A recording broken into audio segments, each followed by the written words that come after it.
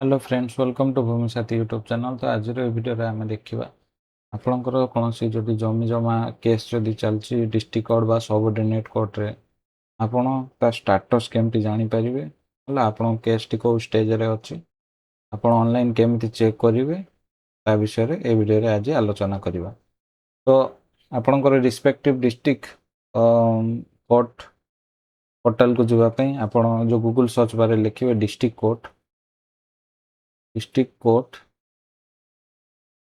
जो भी डिस्ट्रिक्ट थो तापर से डिस्ट्रिक्ट नाटी लिखे जो धर जो जाजपुर थो ताले जाजपुर लिखिए, देखिए एंटर प्रेस करेंगे। देखो ये जो पोर्टाल टी आसो एटा हूँ आपणकर डिस्ट्रिक्ट कोर्ट पोर्टाल है। सेमती जो भी आपंक डिस्ट्रिक्ट आपणकर थो से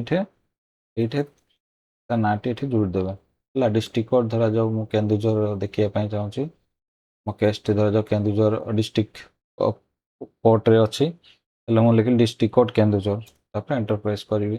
देखो प्रथम से जो लिंकटा पड़े आसला डिस्ट्रिक्ट कोर्ट केन्दुझर ये क्लिक करूँ। क्लिक कलापर एमती सब डिस्ट्रिक्ट एमती पोर्टाल टी ओपन हो ओपन है। देखो आमको केस रो स्टेटस जानापी बा कौन से जो ऑर्डर हो जाए कॉपी डाउनलोड करने आमको ये जो सर्विस ऑप्शन टी अच्छे ये देखिपे सर्विस सर्विसेस ये ऑप्शन को आसवे। आसला पर जो केस स्टेटस अच्छी है आपको क्लिक करेंगे। क्लिक कले आपण गोटे ऑप्शन दिखाई आपण ये जो ऑप्शन रे जदि केस नंबर थो केस नंबर रे आपण सर्च करि परिबे, केस टाइप रे जदि केस टाइप रे सर्च करि परिबे हला।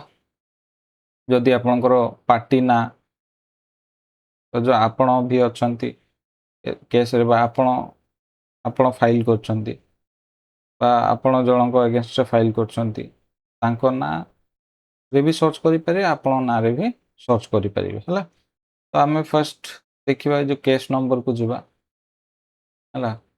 केस नंबर को क्लिक करूँ। केस नंबर क्लिक करापर देखो ये सब ऑप्शन अच्छी है।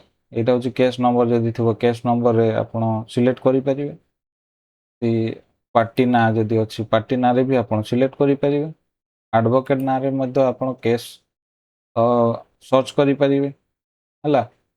केस कोड मध्य फाइलिंग नंबर जोटा आपणकर अच्छी ताकू यूज करके आपणकर केस टी सर्च करें है। बा केस टाइप सिलेक्ट करके भी आप सर्च करें। तो फर्स्ट आम देखा केस नंबर जदि आपणकर थो ये आप आगे कोर्ट कॉम्प्लेक्स सिलेक्ट करेंगे। सिलेक्ट कलापर ये आप केस टाइप सिलेक्ट करेंगे जो भी आपणकर केस थो से केस टाइप टी को सिलेक्ट करेंगे। सिलेक्ट कलापर ये आप केस नंबर टी देवे है। जो भी आपणकर केस नंबर थो से केस नंबर टी फिलअप करेंगे है। केस नंबर टी फिलअप करेंगे तापर ये यार आप वर्ष से फाइल होती केसटा सेटा आप यार लिखे। लिखला जो कैप्चा कोड टी अच्छे आपको फिल करेंगे है। कैप्चा कोड जहाँ आज इट अच्छी ये आप फिल करेंगे है। এটা स्मॉल के आई एन जेड 4 जोटा ये अच्छे आज इट इज मुझे फिल कली। फिल करके सर्च ऑप्शन टी क्लिक करूँ। सर्च ऑप्शन क्लिक कलापर एमती आपणकर पड़े आसो सिविल जज सीनियर डिवीजन है। एमती आपणकर पड़े आसो यहाँ serial number case type case number case year ये पिटिशनर वर्सेस रिस्पोंडेंट है। किए पिटिशनर अच्छा किए रिस्पोंडेंट अच्छा नाटी ये पड़े आसो ये जो व्यू ऑप्शन टी अच्छे आपको क्लिक करके आपण ये जो केस टीर हिस्ट्रीटा जानीपर है। व्यू कले आपण एमती केस हिस्ट्रीटा जानीपर टोटाल ये सब पड़े आसो कौ कौ डेट्रे कौन है सब पड़े आसो ये आपड़ ये देखिपे ये जजमेंट आपण फाइनाल जो ऑर्डर यहाँ डिस्पोज हो जाए तेणुक ये जो जजमेंटा आपण यू डाउनलोड करके देखिपारे है। क्लिक करदे गोटे पीडीएफ फाइल टी डाउनलोड हो जजमेंटा यू देखिपारे। ତ ଏଇଟା ହେଇଗଲା ଆପଣଙ୍କର କେସ୍ ନମ୍ବର। ଏବେ ଆମେ ଦେଖିବା ପାର୍ଟି ନା ରେ ମଧ୍ୟ କେମିତି ଆପଣ ସର୍ଚ୍ଚ କରିପାରିବେ ତାକୁ ଦେଖିବା।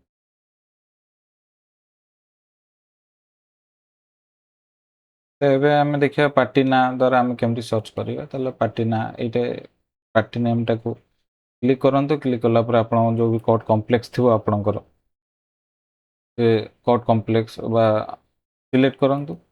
ସିଲେକ୍ଟ କଲା ପରେ ଏଇଠି ପିଟିସନର ରେସ୍ପଣ୍ଡାଣ୍ଟ ହେଲା, ଯିଏ କେସ୍ ଫାଇଲ୍ କରୁଛନ୍ତି ପିଟିସନର ବା କିଏ କାହା ଏଗେନଷ୍ଟ କରୁଛନ୍ତି ତାଙ୍କ ନାଁ ଏବଂ ତାଙ୍କ ନାଁ ଆଉ ଯିଏ ପିଟିସନ ଫାଇଲ୍ କରୁଛନ୍ତି କେସ୍ କରୁଛନ୍ତି ତାଙ୍କ ନାଁରେ ମଧ୍ୟ ଆପଣ ଏଠି ସର୍ଚ୍ଚ କରିପାରିବେ ହେଲା।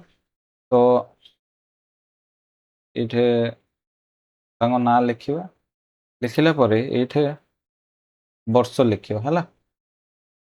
କେଉଁ ବର୍ଷରେ ଏଇ ଯେଉଁ କେସ୍ଟି ଫାଇଲ୍ ହେଇଛି ସେ ବର୍ଷଟା ଏଠି ଲେଖିବା। ଲେଖିବା ପରେ ତାପରେ ଦେଖନ୍ତୁ ଏଇଠି ପେଣ୍ଡିଂ ଅଛି, ଡିସ୍ପୋଜ ଅଛି, ବୋଥ୍ ଅଛି ହେଲା। ପେଣ୍ଡିଂ ହେଉଛି ଯେଉଁଗୁଡ଼ା ମାନେ ଏବେ ମଧ୍ୟ ଚାଲିଛି, ଡିସ୍ପୋଜ ମାନେ ଯେଉଁଗୁଡ଼ା ଡିସ୍ପୋଜ ହେଇଯାଇଥିବ ହେଲା, ଫାଇନାଲ୍ ହେଇଯାଇଥିବ।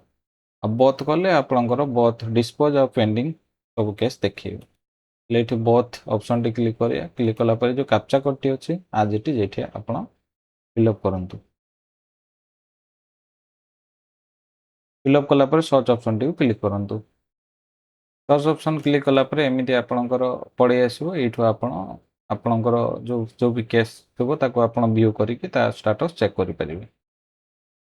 ଭିଉ ଅପସନ୍ଟିକୁ କ୍ଲିକ୍ କଲେ ଆପଣ ଏମିତି କେସ୍ ହିଷ୍ଟ୍ରି ଆପଣଙ୍କର ପଳେଇ ଆସିବ। ଏଇଠୁ ଆପଣ ଡେଟ୍ଟା ଦେଖିବେ କେଉଁ କେଉଁ ଡେଟ୍ରେ ଆପଣଙ୍କର ଅଛି ହେଲା। ଯେହେତୁ ଏଇଟା ଡିସ୍ପୋଜ ହେଇଯାଇଛି ତେଣୁକରି ଏଇଟା ଆପଣଙ୍କର ଅଛି। ଜଜମେଣ୍ଟ ମଧ୍ୟ ଏଇଠୁ କ୍ଲିକ୍ କରିକି ଆପଣ ଚେକ୍ କରିପାରିବେ। ତାହେଲେ ଏମିତି ଆପଣ ଆପଣଙ୍କର କେସ୍ ଷ୍ଟାଟସ୍ ଜାଣିପାରିବେ ହେଲା। ଆଉ ଗୋଟେ କେସ୍ ଏମିତି ଦେଖିବା। ଆଉ ଗୋଟେ ଧରାଯାଉ ଗୋଟେ କେସ୍ ଦେଖିବା। ଏଇ କେସ୍ର ଦେଖିବା ପାଇଁ ଆପଣ ଏଇ ଯେଉଁ ଭିଉ ଅପସନ୍ଟି ଅଛି ଆକୁ କ୍ଲିକ୍ କରିବେ। କ୍ଲିକ୍ କଲେ ସବୁ କେସ୍ର ଡିଟେଲ୍ ସବୁ ପଳେଇ ଆସିବ। ଏଠି ସବୁ ଆପଣଙ୍କର ପଳେଇ ଆସିବ କେସ୍ ଡିଟେଲ୍ ସବୁ ପଳେଇ ଆସିବ। Case type, filing number, filing date, registration number, registration date, CNR number ହେଲା, କେସ୍ ଷ୍ଟାଟସ୍ କ'ଣ ଏଠି ସବୁ ଦେଖେଇବ। ଯେମିତି ଏଇଟା ଫାର୍ଷ୍ଟ ହିୟରିଂ, ନେକ୍ସଟ ହିୟରିଂ କେବେ ଅଛି, ଏଇଟା ଷ୍ଟାଟସ୍ଟା ବର୍ତ୍ତମାନ ପେଣ୍ଡିଂରେ ଅଛି ଯେହେତୁ ବର୍ତ୍ତମାନ କେସ୍ ଚାଲିଛି ପେଣ୍ଡିଂରେ ଅଛି ହେଲା। ଏଇଠି ଆପଣ ଦେଖିପାରୁଥିବେ ପିଟିସନର ଏଇ ଯେଉଁ ଯିଏ ପିଟିସନ କରୁଛନ୍ତି ତାଙ୍କ ନାଁଟି ଏଠି ଆସିବ। ଏଇଟା ଯାହା ଏଗେନଷ୍ଟ କରୁଛନ୍ତି ସେ ରେସ୍ପଣ୍ଡେଣ୍ଟ ତାଙ୍କ ନାଁ ଏଠି ରହିବ।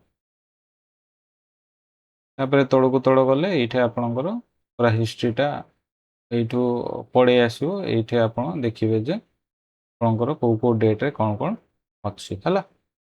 ହିୟରିଂ ଅଛି ବା କ'ଣ ଅଛି ଏଇଠି ଆପଣ ସବୁ ଜାଣିପାରିବେ। ହିଷ୍ଟ୍ରିରୁ ଜାଣିପାରିବେ। ନେକ୍ସଟ ଡେଟ୍ କେବେ ଅଛି ଏଇଠି ମଧ୍ୟ ଆପଣ ଚେକ୍ କରିପାରିବେ।